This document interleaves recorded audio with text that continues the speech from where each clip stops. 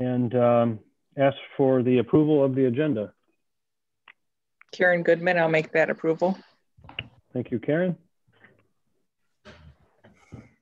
I'll support.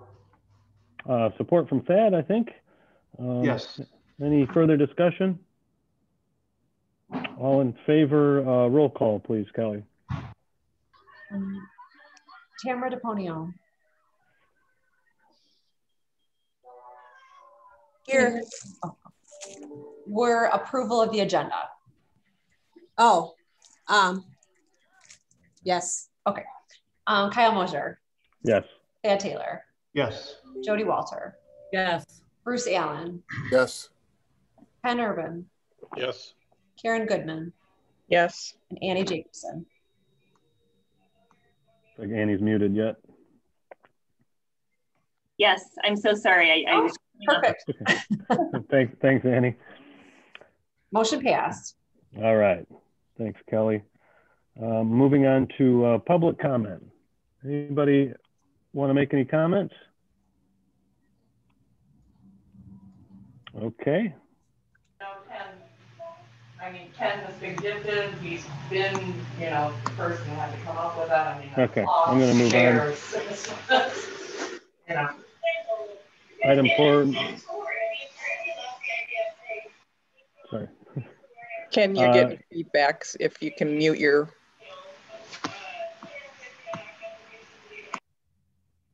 There we go. Thanks, Ken. Item 4, municipal budgets, primer, and TIF specifics. Ed. Sure. Thanks for having me at your meeting. Mark had wanted me to talk to the board a little bit about a few things that might impact your budget for the upcoming year, and then also discuss a little bit on some issues with bonding and what have you.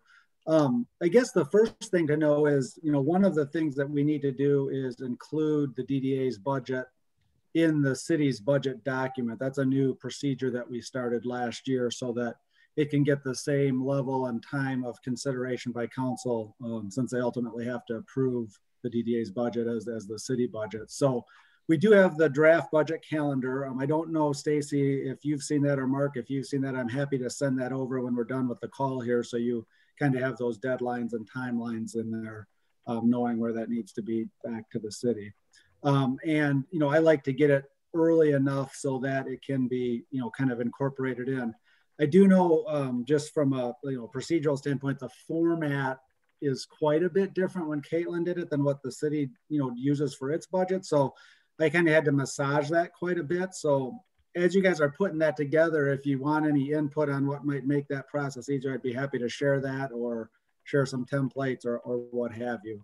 I know sometimes your budgeting is kind of done on a spreadsheet and it's got a lot of details. It might be nice to either have that rolled up or maybe done through your QuickBooks software that your accountant uses, and then it could just be a printout that we could, make as some pages to put into the budget. But that's kind of more of a procedural thing. So I would need to, you're rolling us into the budget, or are you attaching us to the budget? It's included as part of the budget for a separate approval.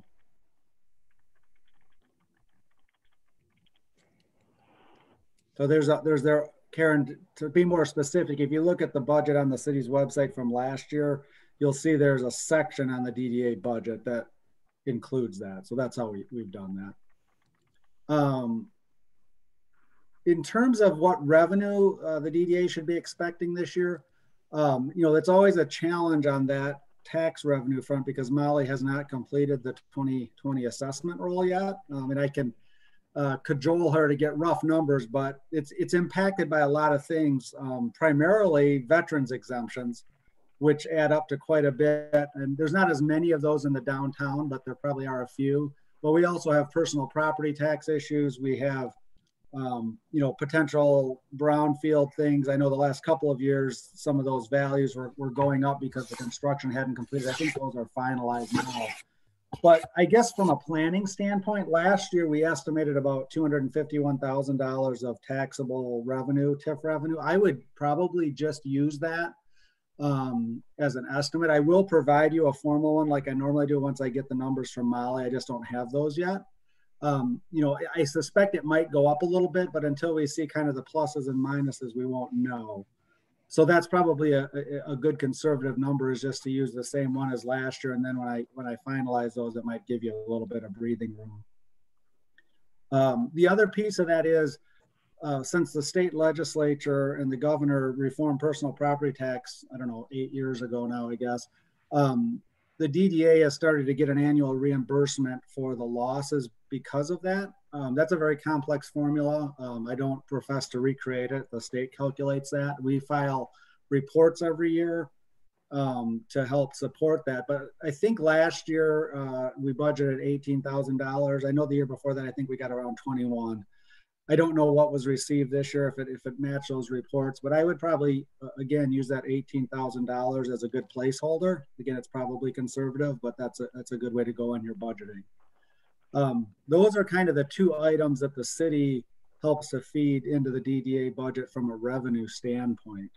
So I don't know if anybody has any questions on those before I kind of move on to some of the bonding questions.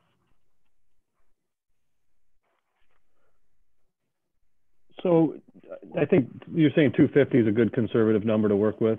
Yeah, 251 is probably what I'd use. That's okay. Rounding to the nearest thousand. So, and I think it'll be higher than that. But again, I don't have the numbers from Molly yet to be able to give you anything more definitive than that at this point. Okay. So 250 plus the 18. Yeah. Thanks, Ed.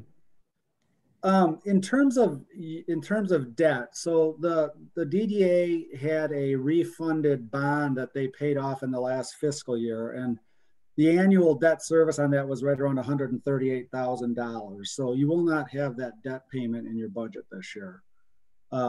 So that frees that money up, obviously, for other DDA priorities, whether that be something that they just fund out of cash or programs or whatever it is that they would like to accomplish, you know, based on the confines of the development plan.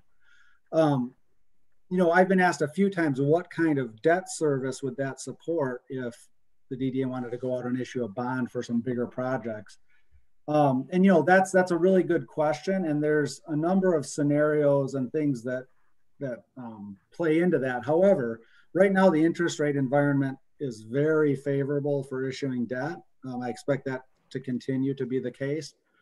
And the question was posed, what would either $125,000 or $150,000 in debt service allow the DDA to procure in terms of bond principal? And, you know, so I've reached out to our financial advisor and we've looked at the numbers. And so and I can email this to Stacy too and Mark so they have them, but if you wanted to do $150,000 annually for a 20-year bond, that would support about $2.45 million, $2,450,000 in debt. Now you'd have to subtract about 3% for that for issuance costs, things like bond insurance, bond attorney opinion, financial advisor fee, paying agent, things like that. So that would be the gross amount. So 2.45 million, 150,000 over 20 years. If it was 125,000 annually over 20 years, it'd be a 2,030,000. So just over 2 million. If you wanted to look for a shorter standpoint, the $150,000 annually over 10 years would be about 1.4 million roughly. And the $125,000 over 10 years instead of, over 10 years would be about 1.15 million. Now, the market asked, could that be done over shorter timeframes, 5, 7, 8 years? And the answer is yes, it can be done over shorter timeframes. That's not a typical bond length issuance if you're actually going out to the bond market. It can be done. You know, another way to fund those shorter types of instruments, though, is to do a private placement with a bank. That's commonly what's done on those 5, 7, and 8 year maturities. And, you know, they've had good luck with doing that with banks because there's an appetite for some of those terms, you know, so that could certainly be explored, but it's not the norm. So if you were going to do a private placement, you probably would have a little bit lower transaction costs. but you certainly still would have to involve the bond counsel on that. So I had one quick question for you. If you go with a private placement option with a private lending institution, does that count against the city's bonding authority, overall bonding authority? Because you have a cap on how much you can bond out, and correct? That would be termed a softball, because I was just going to talk about that. So you teed me up well, Mark. Thank you. Okay. Regardless of how we do this, more than likely they're going to require a full faith and credit backing of the city. I mean, that's just how it works. It might be a little, you know, it may not be absolutely required on a private placement, but more than likely it would be, definitely it would be on a regular bond issue. You know, these bonds that the DDA would be issuing would be downtown development authority bonds. They wouldn't be capital improvement bonds that the city would necessarily issue and then get reimbursed. So we have plenty of debt limit under the city's overall debt limits, under, you know, which includes that category to cover a small bond issue like that. But it would probably, again, require the city's full faith and credit. I did mention, you know, the city's bond counsel and or financial advisor would be involved in that. The other thing to keep in mind is you guys can't bond for anything that's not explicitly in your development plan. So you got to make sure that whatever projects you're looking at potentially bonding for are in there. And if you did a regular bond, the bond counsel certainly is going to look at that, and they have to be satisfied that it's in your development plan. It's not just, you know, us being satisfied that it's in there.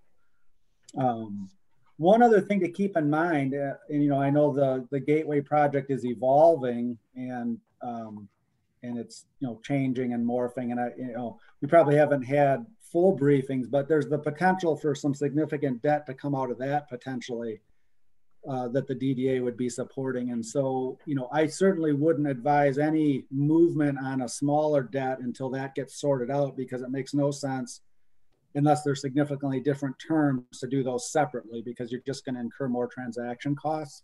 You know, if timing is super sensitive and you want to move ahead with a project irrespective of Gateway, then I guess we could do that, but it just is it's double the amount of work if there's, you know, the ability to merge something together if there is some debt that has to be issued as part of that Gateway project. So that's just something to keep in mind as well. I don't know if the board or Stacy or Mark, if you have any other particular questions or just, you know, want to talk about the DDA's budget or the process or anything at all, I'm happy to answer any questions. Go ahead, Mark. A question from staff, I guess. If the DDA board so desired to move in a particular direction on issuing bonds, what would the timing be for getting that into the state or for the city budget? What would be your expectations in terms of making that decision? Would it need to be done this spring, or can the board go back at a later point in time and amend their budget and then come back to the city with a request for that bonding authority? Well, yeah, I think that's certainly possible. I mean, if the board, my recommendation to your board is if you're contemplating doing a debt issue in the upcoming fiscal year, but you're just not sure what that's going to be yet, I would just put that in the narrative that's going to accompany your budget.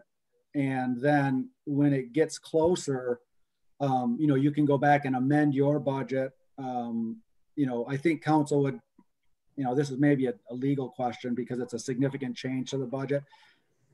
I don't know if council would have to specifically approve the amended budget, but clearly council has to approve any debt that the DDA is going to take on. So it's a de facto approval of a budget change. So it really doesn't make a difference. But council certainly would have to approve that. And if it was, I know last year you tried to work something into the budget and it just didn't look right in the budget presentation, in my view. So, you know, you can certainly work something in kind of in a separate session that says, or section of the budget that says, you know, here's kind of what we're estimating. We would like to issue debt. These are bond proceeds in. This is what those projects are going to fund. If you're not in a position to make that call, then I would probably just call it out in the narrative and not put those numbers in the budget till you get closer to deciding what you want to do. And then obviously you have to go through that whole process. So council's going to be aware of it. Either way, there'll be something in your budget that lets council know that this might be coming down at a later date. Okay. Hey, Ed. Go ahead. Sorry. Yep. Ed, would you mind providing me the template or whatever that you were mentioning earlier? Yeah, I mean, I can show you, Stacy, and it might require a separate Zoom session to kind of show you how it was done before and kind of what we have in our budget. It might just be useful for you to see that. So I'm happy to do that. We can schedule it. Okay, thank you. Yeah. Does anybody else have questions for Ed? Okay. Thank you, Ed. Appreciate it. You're very welcome. Anytime. I will get Stacy a copy of that budget calendar to you. I'll send that to you here via email. You know, we can get together. I'll send you the copy of the template that Caitlin used, and then we can schedule a time to talk about it and maybe a couple of other things and when it's convenient. Excellent. Ed, I've already sent their the budget calendar to them. Oh, okay. So I'll try to dig up the template, Stacy, and I can send it to you for future discussion. Okay, and I think we actually have that on our calendars too. So we are aware kind of the timeline. So thanks for resending that, Thad. Okay. Okay. Once I get the revised numbers or the best numbers we can have from Molly, I'll send around the TIF estimate for revenues. You know, the other thing to keep in mind there, those are still tentative because until you go through the March border review, they're not locked into place. And sometimes you can get some, you know, sizable swings out of that. Hopefully not this year, but sometimes that's happened in the past. But anyway, I'll get that to you as soon as I have those numbers. Cool. All right. If you don't have anything else, thanks for having me, and I will step away. Thanks again, Ed. Thanks for joining us. Appreciate your help. Have a great day, everybody. Bye-bye. See ya. Moving on to item 5, DDA TIF development plan review. I'm going to turn it over to Mark. Thank you, Mark. Thank you, Chairman Kyle. We will start a presentation here to work folks through a little bit of this discussion. So you'll bear with me for just a bit. We'll bring this up and get it to a presentation format. Okay, well, we need to start at the beginning though, don't we? Okay. Can I see a thumbs up from the chair that you can see the presentation? Okay. All right, so we'll run through the TIF plan, and I'll make this very brief. We don't want to take a lot of time on it because many of you were involved in last year's development of the TIF development plan, or the DDA development plan, but I just want to hit some highlights and run through the numbers. So we'll talk about the numbers that are involved in the plan. So real quick, from the purpose portion of the plan, the overall DDA form and focus is to correct and prevent deterioration of downtown business districts, economic growth and revitalization, historic preservation. You have the possibility of acquiring and disposing of property to meet these needs. But the important thing, and Ed kind of touched upon this in his presentation, but the DDAs have the granted authority by the state in order to finance the issuance of bonds and to utilize tax increment financing. We're all aware of that, but just to hit that, if you have a locally adopted development plan, you can utilize those tools. The DDA board has put together the following kind of focus areas or highlights. And there's some more detail below this, but these are the general approaches that you have decided to focus on with the DDA district. Riverwalk, US 31 enhancements, streetscape improvements, the downtown building improvements, which includes the facade grants. And then you also have some of the pay-as-you-go approaches here for promotions, marketing, and events, as well as administrative costs and beautifying downtown. I'm going to run you through some of the specifics here on the amount. So on the Riverwalk, you decided to put a lot of interest into these pieces, improving the facades. You have dock installation, more planning on placemaking for the Riverwalk, and then capital improvements. Also included, and I won't point out the last item here, is the West Shore Community College Plaza.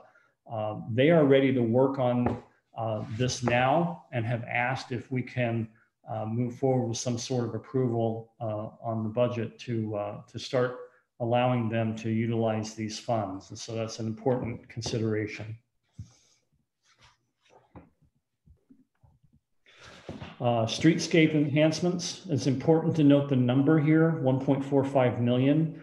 This is over the 25 years, but there's some really great ideas that the DDA board has put forward here with lighting and a public sound system, Wi-Fi, in order to upgrade and make the experiences downtown more current, contemporary, and what our visitors are looking for and asking for in their experiences.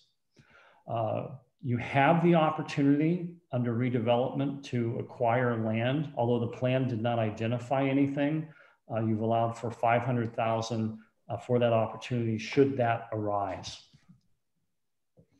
Under downtown building improvements, the facade grant is here, $600,000. You also have an annual payment to the college for their work in beautifying the building. This is an arrangement that was made, and I believe that's a $25,000 plus a year pay-as-you-go requirement. Then you also have in here the rental rehab for $600,000. We get into the pay-as-you-go portions of the plan. So you see here $250,000 over the life of the plan for marketing. You also have $125,000 for events. So there's a placeholder in the plan for this amount. And then finally, with the annual revenues, you also are going to pay for administrative costs. This will include your executive director position, decorations, which is also in the current budget, office expenses, and then other payroll benefits, et cetera. So that is basically what you have in the plan in terms of a cost breakdown. When you look at the allocation, oh yes, Jody, I'm sorry. I don't know what format you guys want us to do, just to raise our hand or just I just didn't want to interrupt you, so I apologize. No, that's quite all right. With regard to the Riverwalk and the money that was allocated in the budget for maintenance and so forth, does this include what's happened this past year with that berm falling down? I mean, that seems like a significant cost, and I'm just wondering if that's part of this plan. Thank you. That's a great question, Jody. I'm going to ask if Thad might have an answer to that, or maybe I'm out of line. Maybe I should ask if No, that's okay, Mark. You're not out of line. That's out of the DDA's district, so that does not have anything to do with our budget. Okay, thank you. Yeah, good question. Great question. So I wanted to pull up the budget. The DDA board, in devising the plan, came up with an immediate need, a medium, and a long-term need, and it's stated here as high, medium, and low. But you have put prioritization already into the how you want to spend the money. And so we look at these totals in the first 5 years.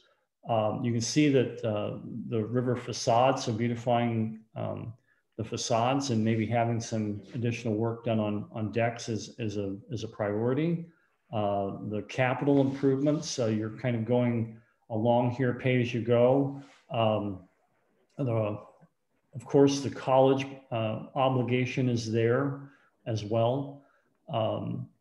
There are some other things in here that go along with the Gateway project, the US 31 enhancements, of studying what can be done at that intersection at River and US 31, streetscapes, downtown buildings, so the facade work, et cetera. And then the pay-as-you-go marketing and administrative work. So I just want to point out something to you all. Ed gave us a number today. 251,000 is our anticipated, conservatively anticipated TIF revenues. When you take the first 5 years and these prioritizations that are laid out in the plan, you essentially need $510,000 a year in order to get to these obligations. So there's some need for further prioritization, to have direction from the board on what you feel is the most important in order to move forward. And so that needs to be factored into the budget making decisions that we'll get to in a little bit. But looking at this, you should be thinking, which ones of these are the most important? What can we do now? What should we do now with the $251,000, and where do we go? And so those will be some of the questions we're going to get to next in terms of facilitating the discussion. Mark? So, yes. It's Karen. And Thad, you can kind of help me out with this. I don't know if you ended up coming on this group or not, but when we put this together, there was a team of us that worked on this. Things, the thing that always kind of got to me is that you have a listing of things like, I'm going to take the streetscape as an example, where we thought, in the first 5 years, we have about $200,000 worth of work. However, that doesn't include everything in the streetscape, because there are some city responsibilities. And this is a huge discussion that we had while we're putting this whole TIF together, is like, where does the city's responsibility lie, and then the DDA pick up, or where does the DDA pick up and then the city picks up? So some of these things are also supported through city budgets as well. So and Thad, you could probably talk more to that, but when you look at the streetscape, we all know that it has an enormous amount of work that needs to be done. And $200,000 is probably only going to give us one block, but yet I know city has a huge, plan for changing over as well. So just when you look at this too, these are just pieces of these areas. Thank you, Karen. And maybe this is a question for Thad. I mean, how do you see this type of thing working, Thad? Do you see it as being something where it's kind of a partnership where we contribute to a city project on some of these infrastructure things, or what? Do you have an opinion on that? Well, Kyle, as you know, I always have an opinion. Willing to offer one here. Yeah, that's subject to discussion. I know one, and Karen alluded to it, was, we're still, I don't know that we've definitively answered, what responsibilities are city and what responsibilities is the DDA. So we just have to have that conversation. But, if the city needs to and can, we'll cooperate. I have a question. Does some of this come into play with that service agreement that the DDA has with the city? Because there is a section in there about infrastructure. Yes, okay. That was a huge piece of it. And I think what we ended up getting to was a collaborative effort for DDA and the city to work together. And in some of that, I mean, I met with Jeff, and Ed was there, and it's a thing of, it's hard to define where one ends and the next one picks up, because in some of that, Jeff is pretty, in tune to, I can't just say, oh, I can't take care of that because it's the DDA. I mean, he's real attentive to, if something needs to be taken care of, we will fix it or we will figure it out. So it was always real hard to kind of just say, oh, this will be our responsibility and this will be your responsibility, because sometimes it goes over the two groups. But we ended up with this service agreement, you know, trying to estimate what the costs would be for numerous different projects. And that's what you have in front of you.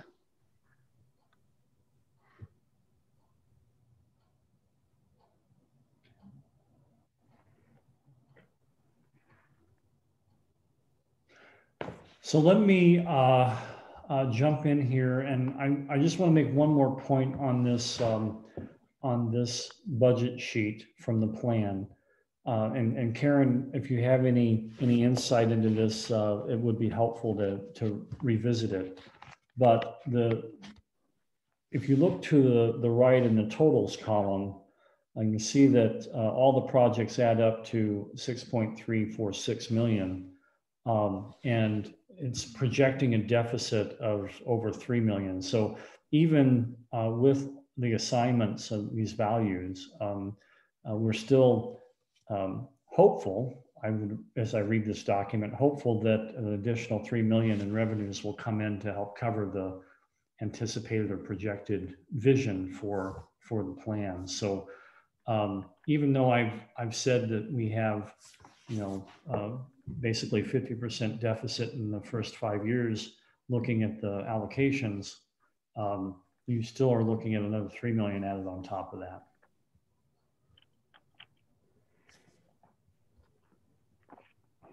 Kyle, if I could add something. Please. Yeah, it's my recollection that when this was developed and incorporated in the plan, it was fully understood that, we had very big eyes, and that the list exceeded our revenues during that time, and further that we'd have to at some point prioritize these projects. And so I think that's where we're at right now. We've reached that point that we knew going in that we didn't have sufficient revenues to do everything. And so I think we're at the point where we just need to decide how we want to prioritize short-term versus long-term. Thanks, Thad. Well, how do we go ahead? Go ahead. I was just going to say that's a great segue into the next agenda item, which is what we need to do. So Thad laid it out there for us. We do have to have a discussion, and I'm happy to play a role here in facilitating that. But we do have to choose what's important and what needs to be identified for budgeting purposes. Where do I find a copy of that collaborative services agreement that Stacy was talking about? Ken, I believe it's on the DDA website, but I'll be happy to send that out to everybody after the meeting. And Mark, would you be able to send me your presentation and we can kick that out to the board too? Sure. Okay. I'm sorry, this is probably territory already covered, but we're obligated, we have existing obligations to West Shore. How is that reflected in the budget? So we really don't have the $2 million to work with here. We've got something south of that when you take out the stuff that we're already obligated for. Is that a correct statement, or is that incorrect? I would say that's correct. Yeah, it's the way the proposed lease is structured, that we committed to $500,000, and we had, I can't remember if it was either 20 or 25 years to pay back. So we were thinking annual payments of 20 to 25,000, and the college was very agreeable to that. So we don't have to cough it up all in one payment. Yeah, we just need to work it into the budget every year. Okay. And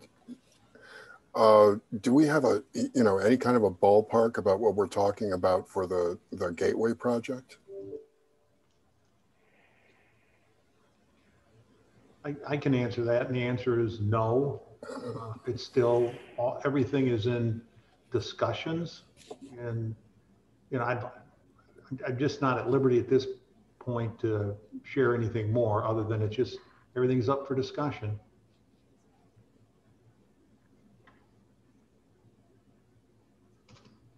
Mark, how do we want to proceed from here? I think it might be useful to go both ways, actually, but one way is we have a little bit of discussion about what your priorities are for the budget. Which of these projects do you want to tackle? And then we can lead into the budget discussion and look at that document. But I think from my perspective, for your priorities, we don't have a way, since we're not in person, to do the sticky dot voting kind of approach, right? So I will ask that we have a little bit of discussion so that Stacy and staff can understand your direction. We'll then have the budget discussion, but maybe you can individually send your thoughts into the chamber staff. No, I was just going to offer what I think is relatively easy objective, and that's the $250,000 that we've designated for the West Shore Riverwalk improvements. Right now, the DDA is sitting on probably a fund balance that represents close to 200% of their annual operating budget, which is, I'm personally not comfortable with sitting on that kind of money, especially when it's public money, and I think we need to spend that. It might need the chamber to drill down a little bit, but we might be able to pay for that right away out of our fund balance, and because I know it is a time-sensitive issue with the college, and then we could say we met one of our objectives on the development plan. I think that's I think that's good. I would like to kind of make sure that we are in line with other organizations, DDAs about our size in regards to fund balances. I mean, it doesn't have to be 200%, but what is good? Is it 10%, 30%, whatever? So we want to be careful about, yes, we can pay out, but, and also too, we can pay them out. They're on the front burner, but we do have some other big things that need to be taken care of. So we want to make sure if we're going to be spending that fund balance in order to bring it down or spend it down, we want to allocate it appropriately. Agreed. In regards to the West Shore project, it's from what I recall, we were supposed to be a part of that process, and we have yet to see any presentation or to be a part of that. So although I'm not opposed to paying for it in a timely manner, I wasn't aware that they were at a point where it was ready to go. So, and Kyle, nor was I until about a month ago. Okay. That's my understanding also, is that we were going to talk with West Shore and develop a vision for that area. And we need to have those discussions before we do anything else. Okay. Yeah, I thought we were going to have a fair amount of input on what that looks like. So, well, I'd just like everybody to feel free to share their thoughts and opinions on priorities or where you guys want to go with this stuff. Even staff as well. If you've got ideas, or open forum here. I'm just going to throw out, Kyle, maybe a discussion on whether we want to try to tackle these various objectives in a piecemeal fashion, or do we want to package some up and bond and put the money into it right away? And I think that's something we need to talk about. And I could argue either way on that. I'm thinking with what's going on downtown right now, it might make sense to package up these projects and put a lot of money into downtown while everybody's interested in developing downtown. When we put that TIF together, you know, and those projects and stuff, really, you know, it was just like a pie in the sky kind of our dreams, because at the time that we were doing that, I think we were behind, you know, schedule in it. There was variables we didn't know. I think we called in Tom Kaminsky to kind of help us through the process. And we really didn't know where the DDA would be as of right now. You know, I think we had some ideas, but, you know, a lot of these numbers and ideas, as you know, Thad can probably tell you, is, you know, you're kind of shooting in the dark and hoping that you're going to hit a target. So, you know, it sounds like, and it feels like, especially with the chamber involved now, we have some more stability and more ability to kind of do what Thad is saying. You know, it's like, look at some of these projects. I know, you know, when we were talking about this, the Riverwalk is a huge piece that we were talking about when we were putting this together. Streetscape is kind of a issue, but it wasn't as big. You know, we just gotta fix the sidewalks. You know, unfortunately, the design didn't hold up. Or, well, I guess it did hold up. My God, it's like 20 some years. So, you know, just common wear and tear.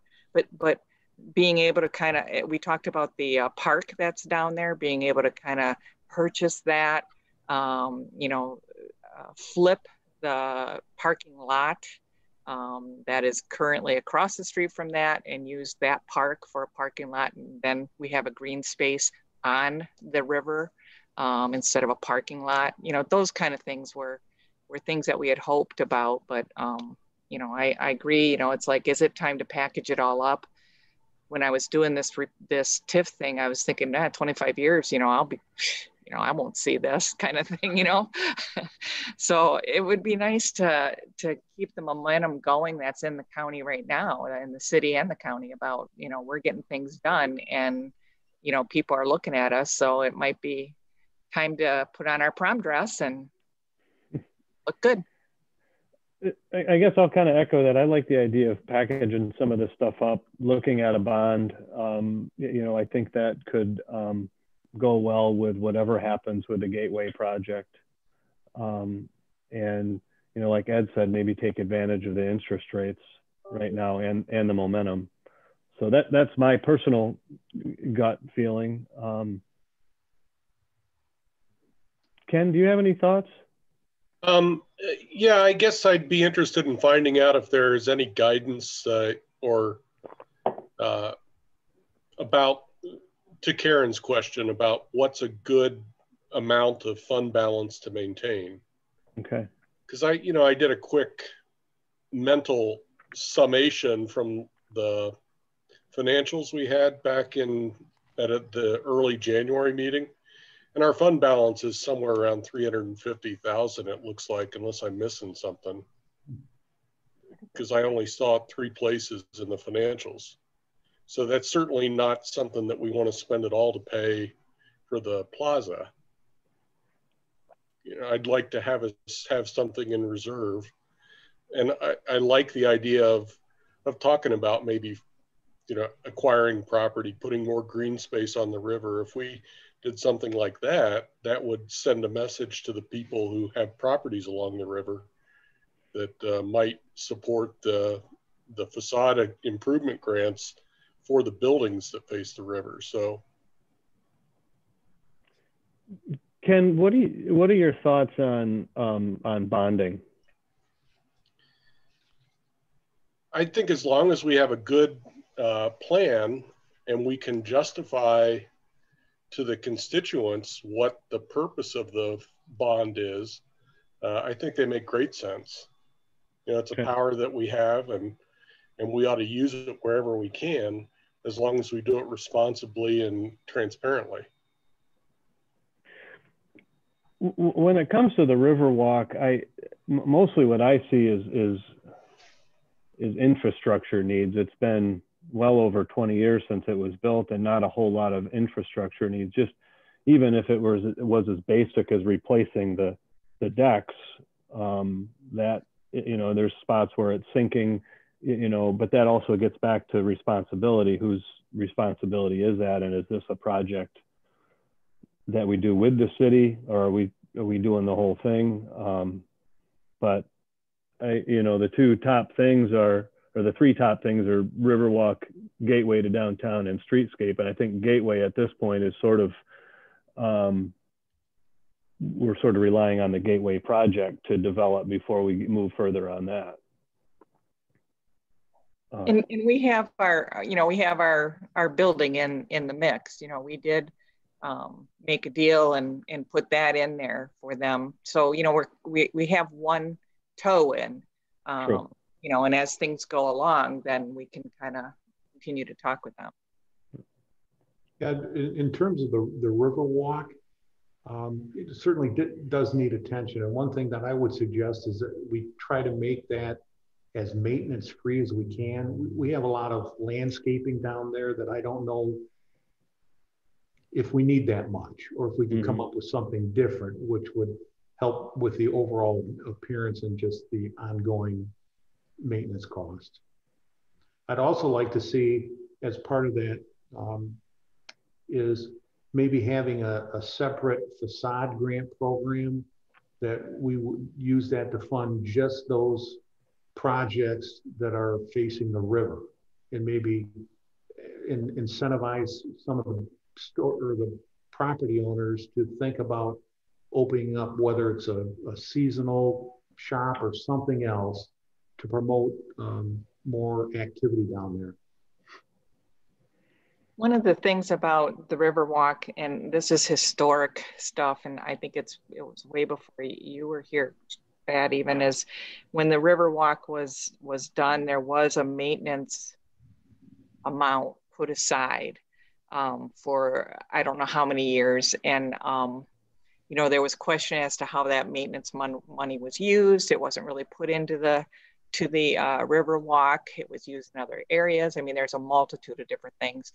The only thing I came out of there is that I think when they talked about a maintenance fund for the Riverwalk, I just don't really think they looked at it completely and funded it properly. And I don't think they realized the amount of work that it would take. So the fund probably was smaller than it should have been, and where it was used, you know, I'm not 100% sure, but you know, if we do a big maintenance upgrade on the Riverwalk, we do have to think about, okay, you know, like Thad say, do maintenance free as we can, but still there probably will be ongoing. Like, I think it's like $68,000 we pay now for the trimming, cleaning, all that stuff on the Riverwalk. I think that's what the cost was, or $58,000. So yeah, our maintenance agreement with the city, I think, is $65,000 a year, which covers the DDA district, not just the Riverwalk. Right. So we have to think about that and keep that in there, and keep remembering that we still will have maintenance. You know, no matter what, people will throw their cigarette butts down the stairs and stuff like that. Yeah. And I think we have to differentiate between maintenance and capital improvements as well. And yes, I see the biggest need now for the Riverwalk personally as in capital improvements as well as streetscape. Yes. Thad, do you see an opportunity with the city, and I'll just throw this out there for sake of discussion, where if the DDA said, hey, we're going to allocate, you know, $100,000 or $50,000 a year for capital improvements on this, on the Riverwalk, you know, and replace this portion of the Riverwalk, could we potentially get the city to match that? Well, yeah, you know, obviously the easy answer is subject to available monies, but sure. You know, I think that's a good approach. Yeah, agree. It gets a little bit tough to swallow when the DDA design committee is essentially writing the checks for infrastructure. And I think it feels a little bit more like, hey, this is a city asset, and the DDA can partner on some of these projects, you know, like the paver resetting and, you know, deck replacement, that sort of thing. So I don't know if we're at the right, if the city's at the right time with their budget process. I would hope maybe this would be a good time to look at some of those things. Yeah. Okay. So that's not an unrealistic thing to look at. No, it isn't. And using the pavers as an example, you know, I don't know, forgive me, but I don't know exactly how we've handled it. But maybe it's something as simple as you know, if there's materials that we have to buy, you know, the DDA buys them and the DPW does the work. You know, I don't know. I think there's some avenues to explore. Okay. Yeah, this last summer, we essentially contracted, or the city contracted, but the DDA paid for, you know, Larson's to replace sections. So anyway. Can I make an observation about, you know, kind of what we, the DDA, are really, you know, from a newbie's perspective, what we're really well suited to do and less suited to do. I was just, you know, somebody smart sent me the Manistee Streetscape project done in 2017, which, you know, sort of lays out a vision, you know, of where we're going with this stuff. You know, clearly the DDA can't do everything, you know, can't, you know, turn River Street into a walking mall, you know, and, you know, do, you know, a redo of the whole river walk down to the lake. But we can demonstrate things. And as money pours in, and it's going to pour in from developers, we will have set the template for what they should follow. You know, that's, you know, it would be nice if we had a project that would demonstrate how we want businesses to connect their backstories to the Riverwalk. You know, good to have, you know, a block of River Street done in the streetscape style that we want. It would be a really good time, you know, going back to the Riverwalk, it'd be a really good time to get a landscape architect, you know, in to look at what we can do with that and design something that we can gradually implement over time.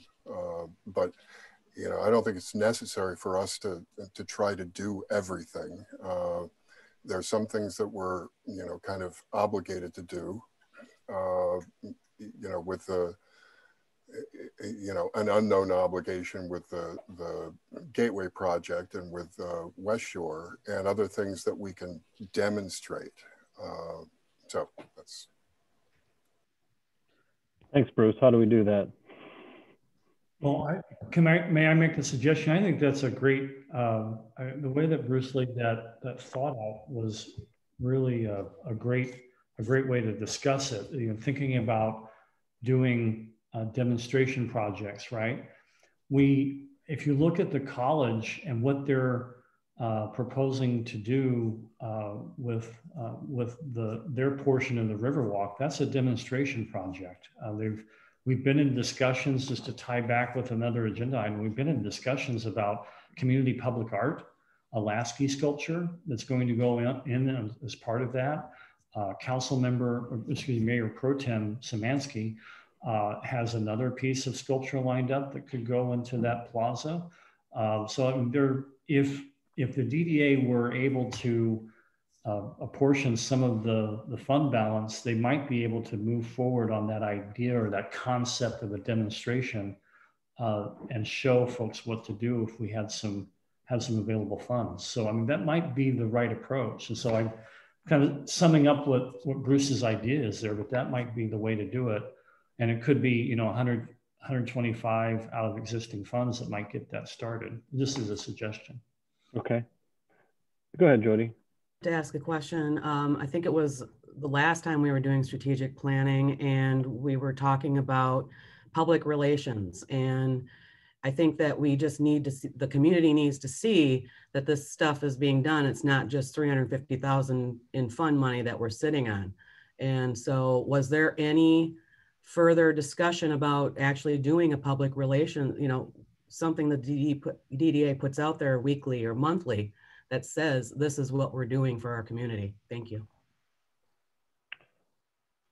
And I'd suggest that if we do demonstration projects, which I think is a great idea, that we actually post signage in the area saying, this is your DDA at work, or, you know, this is a DDA demonstration project that shows the streetscape that we're working toward, you know, something like that, because it has to be public and visible for people to see what we're doing. If we just fix an area up, it looks like we started something and didn't finish it.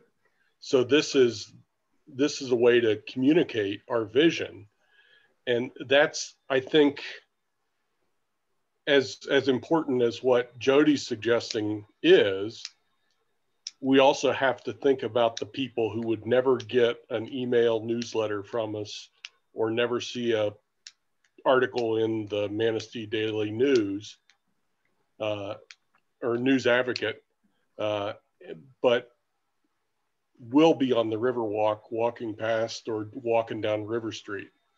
So we ought to say explicitly, this is a demonstration project that shows our vision for what River Street could be, or what the Riverwalk will be. Okay, great. Thanks. Go ahead, Tamara. So I'm thinking while this is going on, you know, some people may think, well, wow, you know, they could jump right in on this, you know, big West Shore project, but, you know, what about the little person and that kind of thing? So maybe we have a couple of projects, maybe we have a smaller one and maybe we have this bigger one, just to show that the interest is not just specifically in, you know, some grand, you know, thing, that we also support the smaller people as well. Well, maybe a way to accomplish that, Tamara, would be to follow through on our facade grant stuff. I mean, I think there's need. It's been kind of, I'll just say smallly funded, but if I look at the DDA TIF projects budget, you know, it's a fairly high priority. We've got $150,000 allocated, you know, for 1 to 5 years.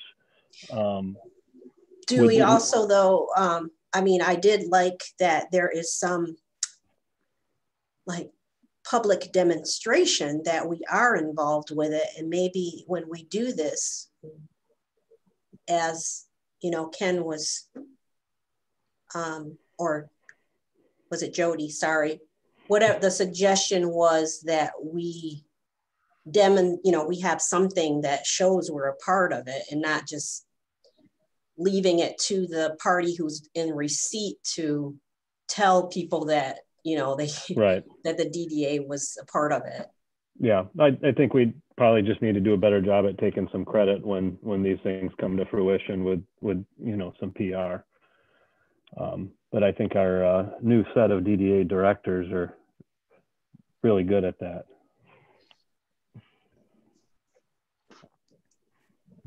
Plural. How do we, help me out, Mark, how do we kind of package this up and go somewhere with it? You're muted. We can't get through one meeting without saying you're muted. But I think that, first of all, Kyle, you did a great job kind of leading the discussion there, and it was helpful to see that and to hear perspectives. My thought is that if it might be useful to have a small working group that could work with the chamber on the budget priorities and try to piece together some of that. I think that the next discussion, which Stacy will lead, might actually take care of it, but there may be a need to have some further prioritization moving forward, and that it might be helpful to have a small subgroup to kind of just pick the numbers and say X, Y, Z. But my suggestion is to maybe table this for right now and go into the budget discussion with Stacy and see if we can knock out and push around some of the numbers. Okay, I'm open to that. Does everybody feel like we've? Go ahead, Stacy. Yeah, I just want to jump in. I'm actually very excited to hear everybody's feedback on some of these things that I think Bruce mentioned, the MSU study. I've kind of looked at that for years. And then I don't know if we've all remembered, I think it was about a year ago, we assembled a team to submit some of those projects that came out of that study in the DDA district to the small, it was a rural development conference, small town rural development conference, but obviously pandemic hit and we weren't able to do that. But we were selected as one of the top 10 to present at that conference. So I really think we have some of that information already at hand. And it kind of goes back to one of Thad's suggestions too, is maybe we package something. And I think everyone's kind of saying the same thing, but maybe just a little differently. If we really go into the next session of our budget and look at what we really want to do. We have done the studies. We've paid money for these studies to beautify our district. So why don't we all kind of jump on and figure out what that looks like and put our mark on that, and yeah, blast the PR, what we are good at. Christina will be more than happy to do that. But, you know, so, I mean, I find this really exciting that everybody's willing to kind of step up and take some of this, you know, development plan. And with a lot of these projects coming in, and I think now's the time to do that. And, you know, public art, Ken, you mentioned something at the last meeting, the Lasky sculpture, all this coming in. If we look at the Riverwalk and start, you know, figuring out where pieces of art can go and really just take a whole scope of everything. I mean, I think we've got the right people in place that we can make this happen. So I'm excited. Sorry. And I haven't even had an extra afternoon coffee. So I have to support you in that, Stacy, especially, you know, it's like there was such great community input into that study. There was, you know, open forums, and that, you know, it's like it was well researched and put together, and we need to take it off a shelf and do something with it. And I support that completely. We keep doing that, getting all these, you know, studies done and all this stuff, and it looks beautiful, and then we just kind of move on. But I agree with you 100%, Stacy. I'm glad and I think that's fiscally responsible on the DDA's end, because that was in the budget, how many, I'm not sure when the study was done, but and that was one of our pitches was, hey, we do, you know, we support community development and doing studies for it, but we can't get to that next step to actually implement some of these projects. So that's kind of where that passion and me is coming from. And I see it in all of you. So it's exciting. Would it be possible to get a copy of that study? Yeah, let me dig it up, and I will, I'll package Mark's presentation today along with the service agreement, and I'll find that study for you guys as well. I know we have it somewhere, so I'll search for it. Thank you so much. You're welcome. It's good stuff. It's exciting. So do we want to talk budget then? Yes.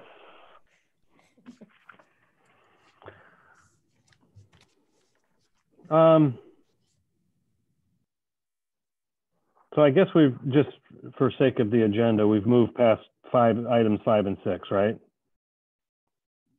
Correct. Okay. Then go ahead, Stacy. If anybody wants to say anything, otherwise we can just keep this open for discussion. So go ahead.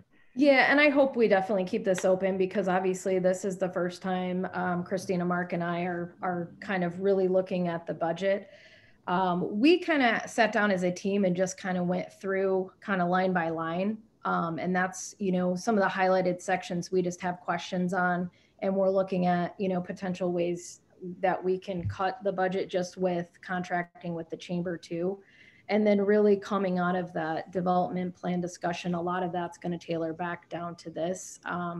I do know I wanted to let everybody know, I did pull budgets from the last 2 fiscal years as well and took a look at some of those things.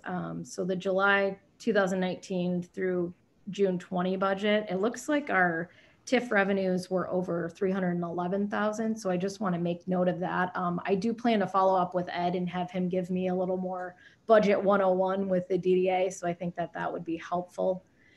So I did pull some of that, but I don't know, kind of if you guys have questions on anything or what you're feeling and kind of coming off of that last discussion we just had, what do we want to look at budgeting on some of these things? Because I do know, obviously, we have events in there that we have to discuss going forward with some of that stuff. The infrastructure things coming out of the design committee. And then, we have that service agreement, that's $65,000 in the budget too. So I think there's some discussion on some of those things, and then maybe some things that, do we need everything that's on the budget? Are we missing something, just from your perspective as board members? When I used to work budgets all the time, I found it helpful to start with help people understand what are, for want of a better term, fixed costs, things that we've got to spend. So that would be things like FICA expense when we had employees and those kind of things. There's some amount of funding in this budget that we have to spend. The rest of it is things that we can allocate in other ways. So did you guys figure out, or could you give us that perspective on the budget? I mean, what do we absolutely have no choice about spending? Well, some of that's true. I mean, I didn't go exactly through all that, Ken. So, but a lot of it, I think, is kind of, it's up in the air a little bit. I mean, it's up to the, board, what some of these things, yeah, you're right. What do we have to spend on that? So are we budgeting? I think Spark, we're budgeting for that. So that's definitely one of those that we've talked about as a board in that committee to budget that for. We have not talked about hops and props and sleigh bell. I would assume that we would keep those in because those are events for the DDA. But again, that's kind of why we wanted to have that discussion, considering where we're at right now. And then, kind of going through, I'm just looking at some of the expenses. I think we can get rid of some of those expenses. Obviously facade grant program, we've got to keep that in there. But again, that's open to discussion. And, if we had in the development plan, 150,000 over 1 to 5 years, what do we want to budget for this next fiscal year? So some of those things. So I kind of wanted to leave it a little more open discussion for the board on some of those items so that we can really understand together, because obviously, like I said, we're coming in new. Some of the board members have been here a few years and know specific things that we need to put more money into, or maybe we don't need. That's where we're looking kind of for your feedback on some of that. I mean, there's, postage and office equipment and things like that. We can minimize that, but those are minor, $250 here and there. I don't think that's going to make or break our budget at all. Ken, So, are you talking about things like, to the chamber and yes, money like we have to have a budget in here. We have to have legal fees because that has to, that's part. I think that's where he's going, Stacy, on the things that are like we have to have money set aside for those things. So let's get rid of those first, and then back up into everything else that remains, right? Or yeah, thank you for putting that more clearly than I did. We have a contract with the chamber. We have to pay you that money because we have the contract. When we take those kinds of costs out of the budget, we're left with 251,000 plus 18,000 minus whatever those contracted items are.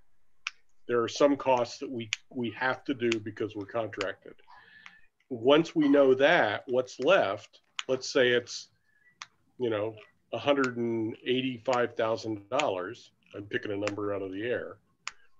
that $185,000 is what we have to allocate across everything else that we have that we want to do, facade grants and streetscape and everything else. That's where I was going. Okay. Yep.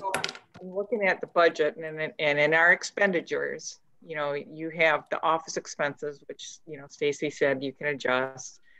Personnel and consulting, and that would be our contract with the chamber at this point, because we don't have personnel anymore, but we can also have some money in there for consulting. Design committee is identified, economic restructuring is identified, organizational committee, professional fees. We were sending, I think it was Caitlin had some classes and stuff she was involved in, and some continuing education, certification stuff. Marketing and promotion, and then transfer to local government.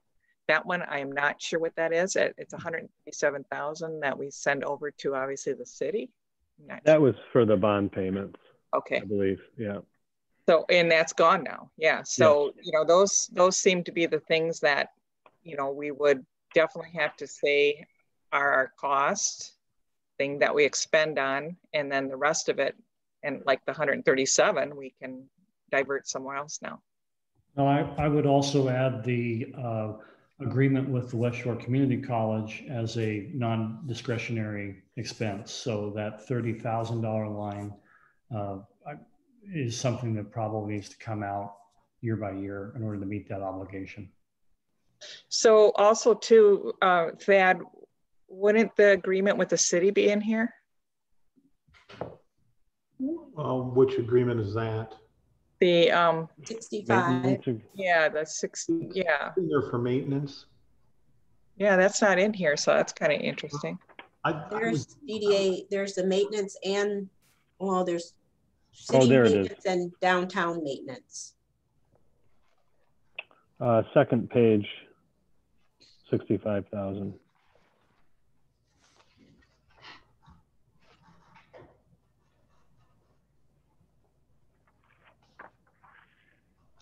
So I actually had a question on that because the 65,000 matches a service agreement, but wasn't sure what the 40,000. And I think that's why we had that one highlighted as staff. You know, Stacy, perhaps it might, if you take the template you're going to get from Ed, and normally, you know, we show a year or two before and some going out, and just populate those fixed costs, and then leave, you know, anything else blank, and then get that to the board so we can look at it prior to our February meeting, and then we can have a discussion about how do we fill in the blanks. Okay, great idea. Yeah, I'd be happy to do that. Because that way, and I'm sure I can help you out, we would be able to show some historical data to give the board some perspective.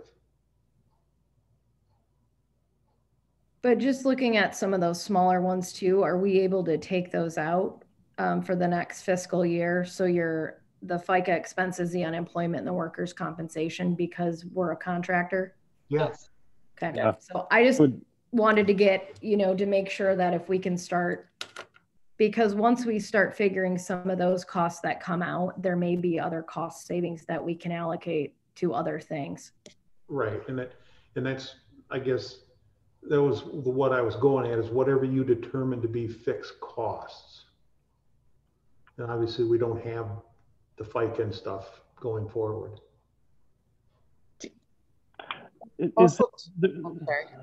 Sorry, there's a lot of little things in here, like, you know, meeting, hosting, and refreshments, you know, just the things that are under $1,000. Do we have to have separate line items for those items, or can we put those all under office expense or something else?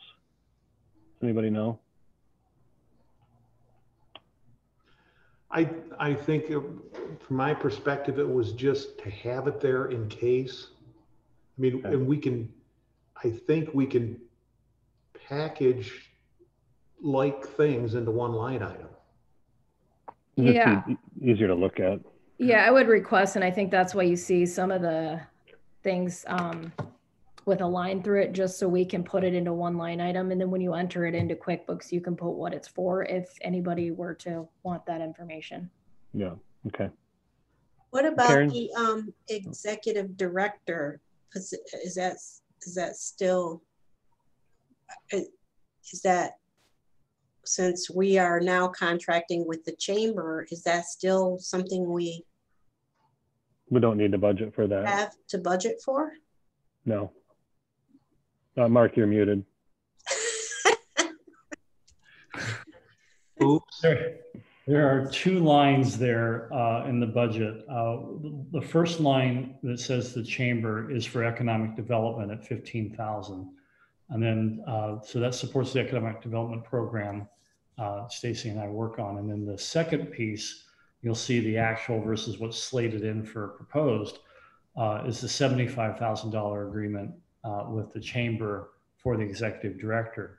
You can realize there's a cost savings already just by doing that, not to mention the benefits and FICA and et cetera. But so there are two pieces to that, and they both need to stay because those are obligations from contracts. 75, I thought it was 25.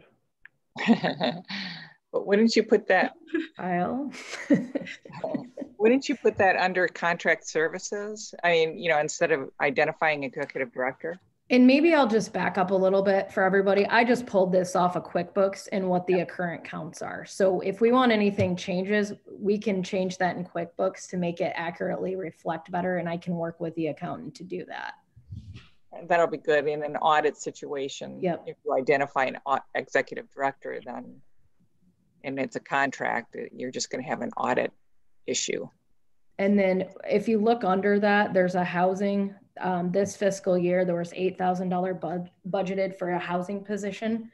So I know there's still conversations about that. So I didn't know if the DDA still wanted to consider supporting that for the next fiscal year. If hopefully that gets, you know, hopefully there is a housing position that is created. That's a good one.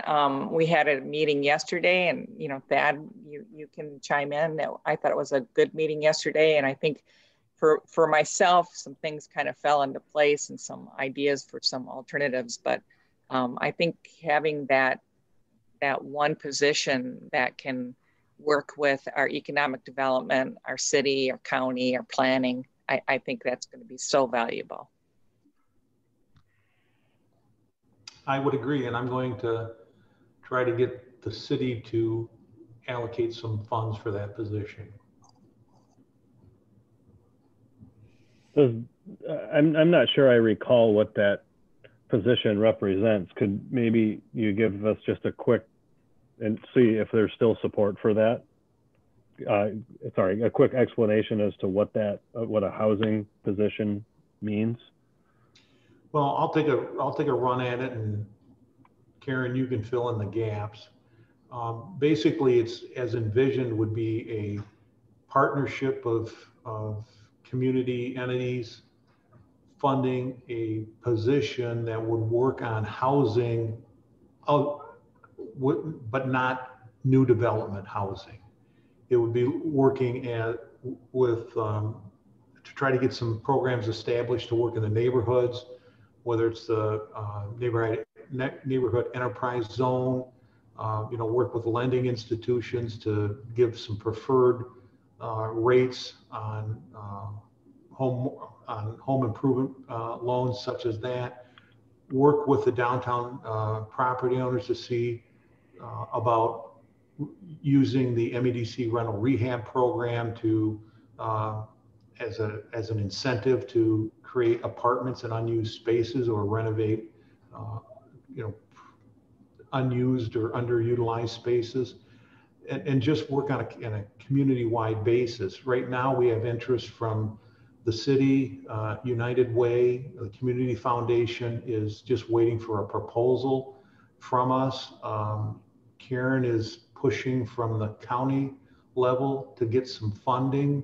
And we have a partner with Housing North that we would just contract with them to have someone here on site to work on those initiatives. Karen, what else do you want to add? Well, and we would love this to be a full-time job, but yesterday we were chatting about, if it doesn't become a full-time job, how can we kind of blend a position with some other resources? And on our area, we've got some issues with homelessness, and substandard housing for persons. So, being able to kind of have an individual who becomes that specialist in everything housing. So that we could have that resource sitting with planning department and kind of going over, different community, different neighborhoods and what's in those neighborhoods and how we can do improvements and what can the residents in that neighborhood, look for in regards to help. So I think that this position, it's kind of a one-stop shop, which I like. He'll be able to, or she'll be able to pick up the phone to call the city or, call the planning department or talk to the chamber. This will be where all our resources are dumped. That person will be our expert. And that way, anybody who's coming in or interested in upgrading, redoing, whatever, it's not going to be having to go to 15 different organizations just to get an answer. It's a quicker and more customer-friendly approach. And if I can add in something to Karen, if you don't mind, it will build capacity for going after and getting more resources into the city. And I think that's another key piece. There are programs out there, but we just don't have the capacity to currently to go after and secure those resources. Okay, go ahead, Jody. Would this person just be in the DDA district, or would it be a little bit further out of that district? Thank you.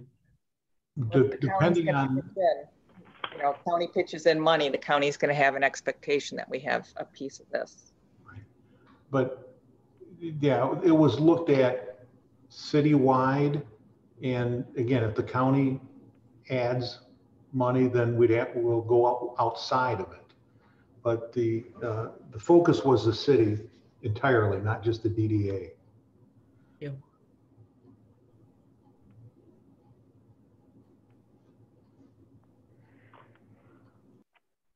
So I have a couple other questions for the board. Is regarding our events, kind of this 2 staple events that are under the DDA's umbrella. Obviously, within the chamber's current contract as executive director, we are to kind of assist with like the contracts, the budget, and things like that. But the events are to be run by a chair, if there is a chair for the events. So I'm wondering if you kind of your thoughts on going forward with what the event budgets should look like, because we do have a few factors with obviously the pandemic still considering that. And then obviously, are we under the impression, what are the goals of these events? And then are we running the events to make revenue or break even? Or if we do make revenue, what is that revenue supporting? Is there something within the DDA budget that we want to go to support the community or the within the district? Or just kind of want to throw some of that out there to you, so that helps us kind of direct on what to put in the budget for those events and how to move forward with that. I'll, I guess, just share my opinion. I think events should be designed around being number one, chaired, and if they're not chaired, they shouldn't happen. And number two, they should be designed to be self-supporting. And I think we should budget something so if they're not self-supporting, at least we can pick up the pieces. You know, for example, Hops and Props is generally always profitable, but that would change with a rainy day. So it would, we would want to be able to pay for that. But that's sort of my 2 cents. I think they're beneficial. I think they bring in people for a limited time downtown. And I think having the right amount, not too many events, is a good thing. but they can also eat up an immense amount of resources, time and talent included in that. And so that's where if somebody wants to do an event and they look to the DDA for support, we can support them administratively, which has sort of been the model the last several years. Sleigh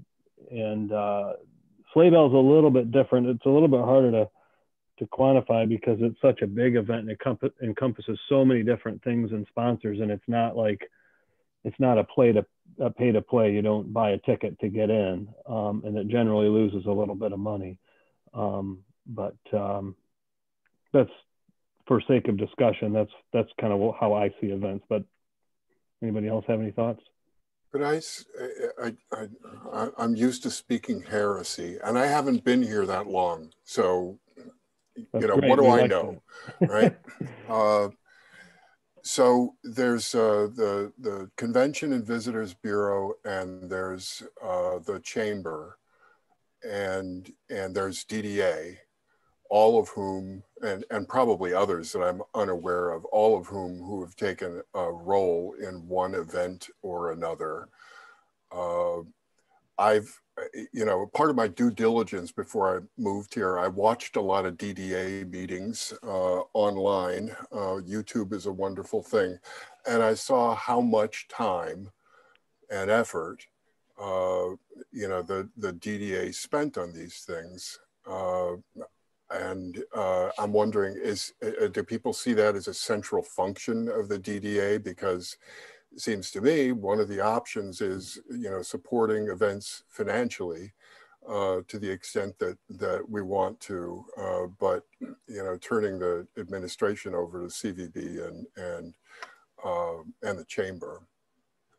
There, I spoke heresy. I'm sorry if I offended anyone. I'm not offended. I don't think that the CVB does any events, do they? Am I wrong? I can answer that question. Actually, Okay. this is my second of 3 strategic plan meetings this week, but Oh boy, with the CVB, I sit on the board of the CVB to represent the resort, and I can tell you that in our strategic plan for them is we want to do events coming up in this next year. So, okay.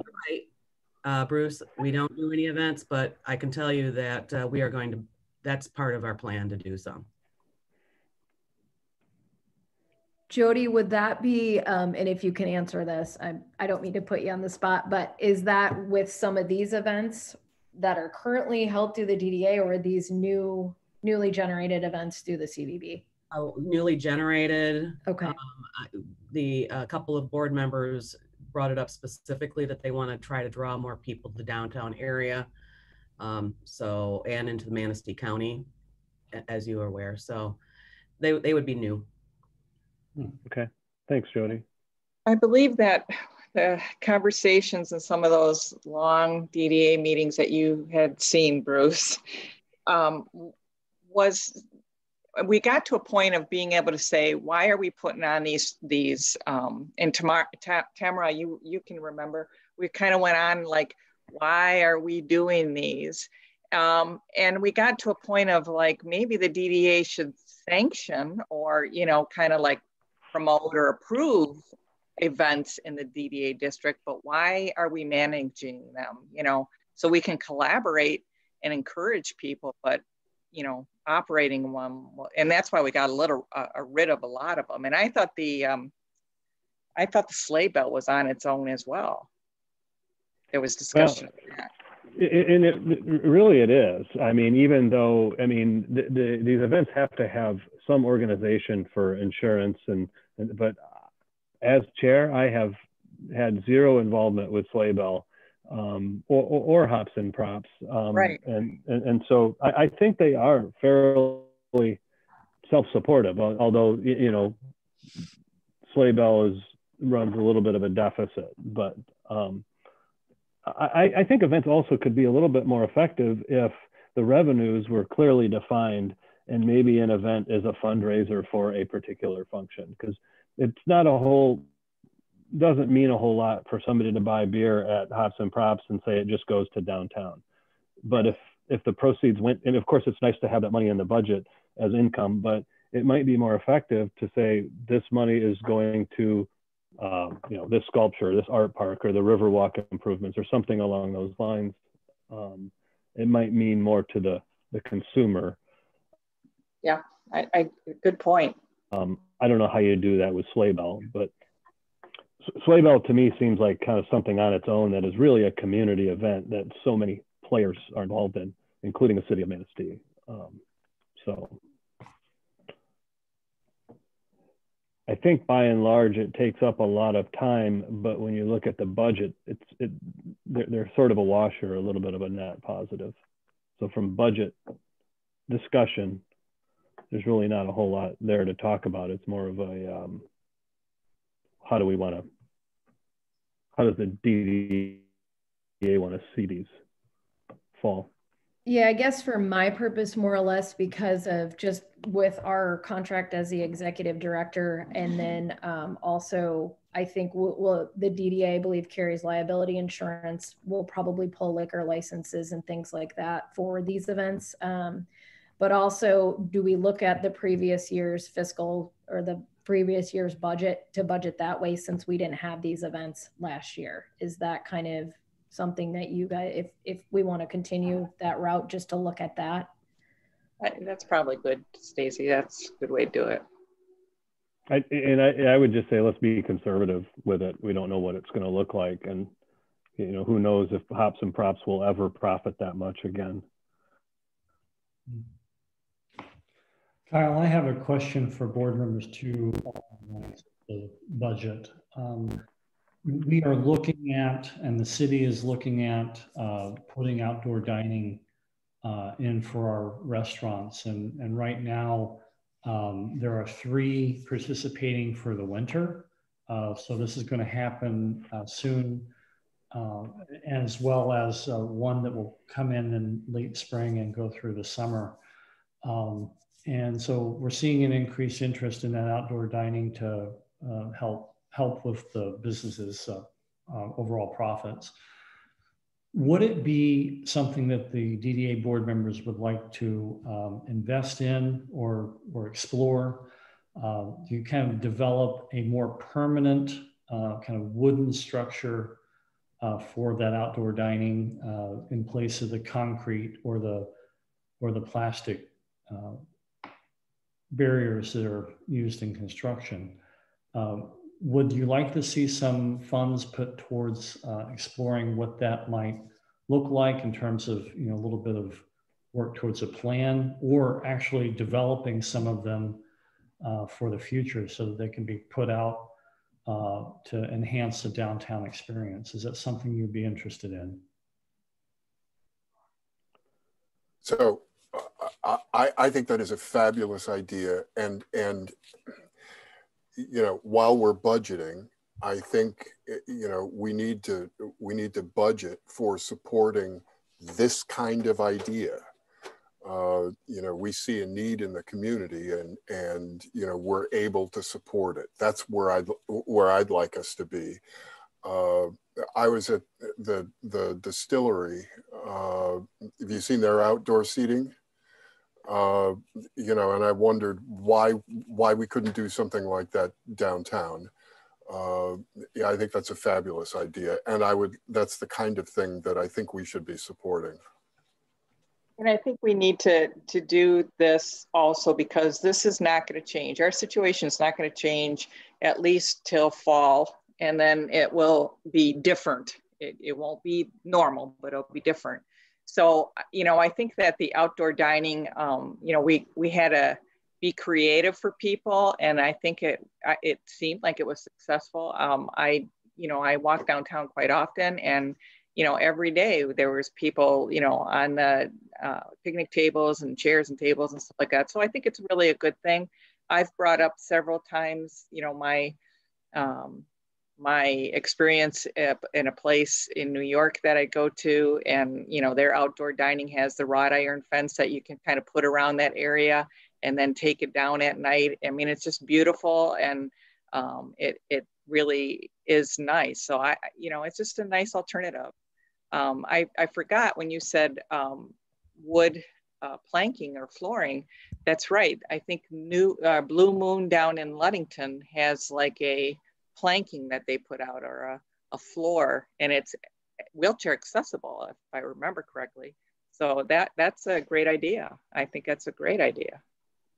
You know, one of the possibilities is that we could build them and charge a nominal rent for it, and then develop a standard for use throughout the DDA, something that would be curb height, easily accessible, don't have to worry about stepping up or down, and get some uniformity and at least support those downtown restaurants. Because Karen, you and I see eye to eye, and this, we're not going to be out of this for a long time. And so you know, and certainly we can find somebody to build them. DPW can store them in the winter. And I would suggest we get a little bit something for rent, just so that people aren't unduly pointing their fingers that we're supporting this business versus others. Yeah, I think when we went into this and the orange construction barricades were donated, I saw it as something sort of temporary. I'd rather not see them next summer. I'd like to see some more, you know, wrought iron, maybe with some planters, and I have some examples that I'd be happy to send along of too, some pictures I've taken of other downtowns that have done this even on a permanent basis. But yeah, I guess to answer the question, sounds like we all support this concept. Yeah. Well, and I'd advocate for possibly, if someone doesn't want to rent those platforms, we ought to have at least a standard that someone could build their own, as long as it complied with the standard. Right. Yeah. Great suggestion, Ken. And all that takes is a little engineering work and a publication that's promulgated by the city or by the DDA, whoever makes sense to promulgate that. And then the merchants can do what they will. Mm-hmm. Hey, Kyle, this is just us, and I had a visual in my head. Ken, I think we actually, didn't we talk about this at the design committee a couple years back, 3 years? I'm losing track of time these days, but where we had some images of structures that potentially could be built. And I think they costed them out at some point. I mean, I could check with, I think Jeff, I just remember we had those conversations a few years back, because we've got, and it might've been when Tyler was here, but I know we were looking at some of the things that Ludington was doing in some other communities. Yeah, I do remember that, Stacy. I don't think it was with Tyler. I think it was after that, but it was within the last couple of years.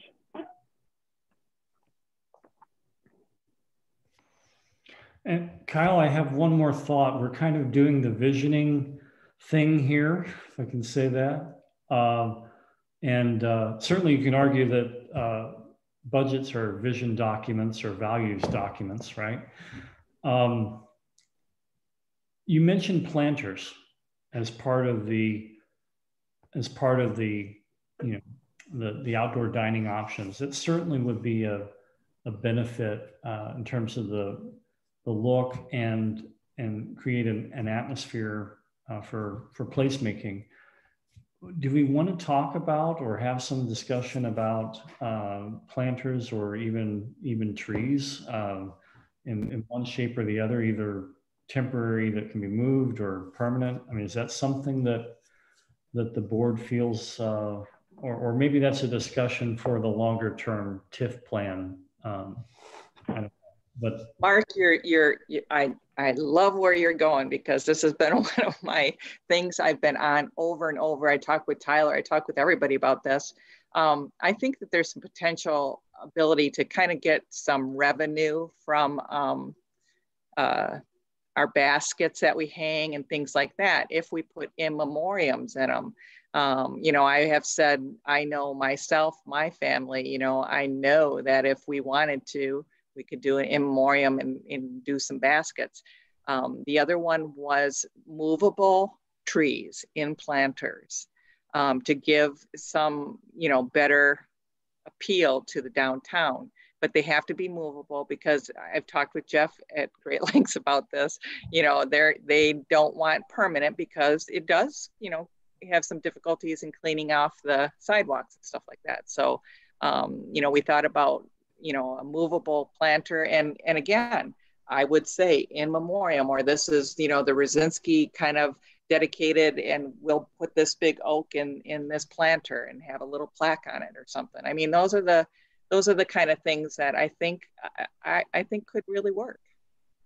And Karen, that's a good idea, because the city gets a lot of requests to donate, as an example, benches for places on the Riverwalk. We've ran out of spaces.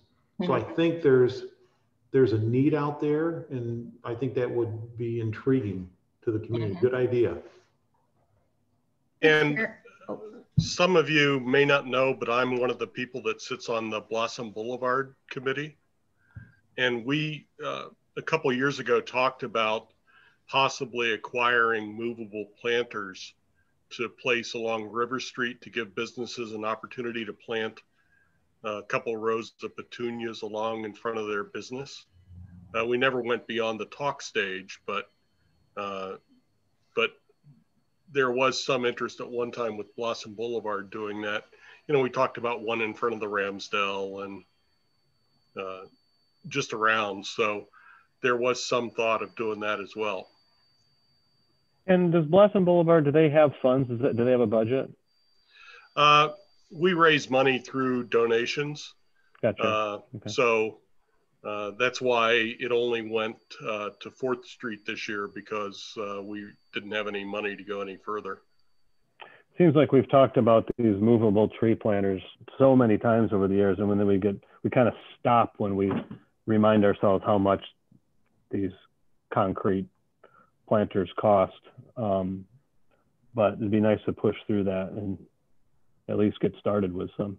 And having some experience dealing with Chief Glass on the downtown outdoor seating arrangement, there is a need to have something structural to prevent a vehicle from going into an outdoor dining area. So why not make it a planter, or with trees and some other things that are beautiful and make sense, but also have that dual function of acting as a way to stop out of control traffic, right?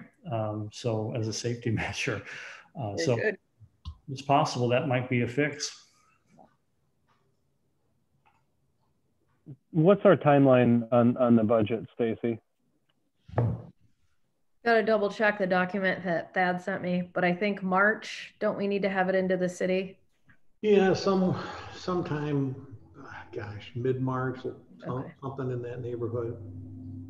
Would it be helpful to have a small subcommittee? Or do you feel like you have enough to go on right now? Well, I think Tamara and I are going to meet with Ed, but you know, maybe if there's another board member that wanted to jump in on that, I don't know. Tamara, what are your suggestions on that? I'm open to anyone who wants to also learn. That's what I'm taking this as an opportunity to do, in meeting with Ed, and then, you know, whatever. I know Thad had some historical kind of information to provide as well, but it would be a good way to assist with getting this accomplished if somebody else would just kind of join us. Bruce, would that interest you at all? I'm going to put you on the spot.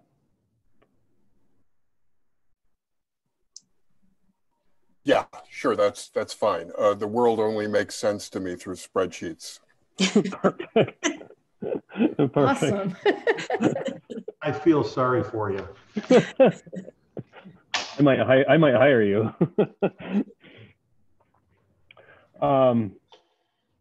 Okay. I mean, I've been taking some notes. I feel like we have some direction. What do you think, Mark? Are you seeing that? Absolutely. I think we've had a lot of discussion. Stacy Stacy will be able to run with this on the budget formation. But this has been a really good conversation, Okay. Are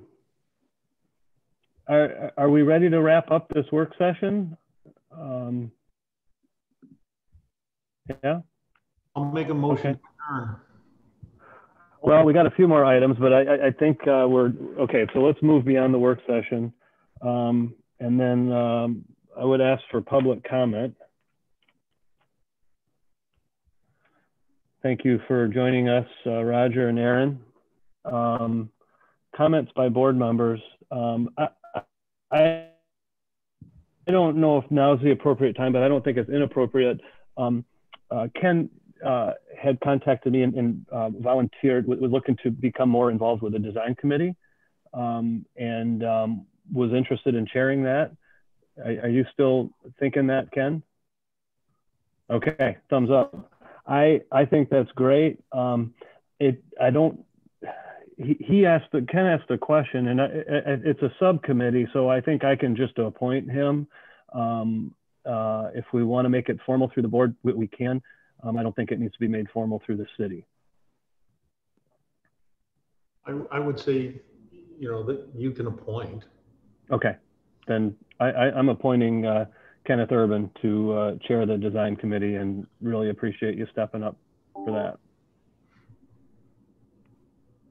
Cool. And Kyle, Yep. Sorry. I just had one question on the committees.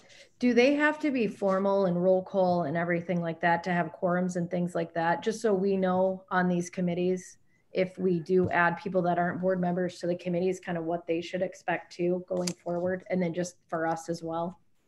Stacey, yeah, I would say because they're subcommittees, or they're a committee of a public board, you should follow those open meeting guidelines.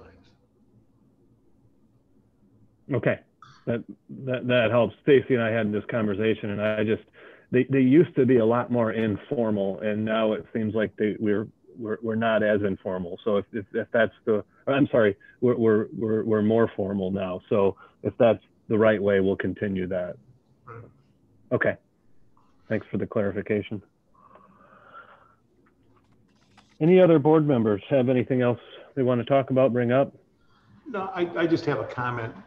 Kyle and Karen's comment about 4-hour board meetings is leading to this comment. I'm just really happy and thankful for the board members we have right now, and especially thinking how much we've accomplished in 2 hours versus the 4 hours meetings from years ago where we accomplished nothing. So I just want to thank everybody on the board for coming to the meeting prepared with an open mind and a real willingness to help improve the DDA. So thanks much. Thank you, Thad. I want to thank also the chamber staff. Christina, you're very quiet today. Hopefully you're taking it all in. Thanks, Stacy and Mark as well. So if there's no other comments, I would entertain a motion to adjourn. I'd so move. Thanks, Ken. Support. All right. Thank you. Have a great rest of the week.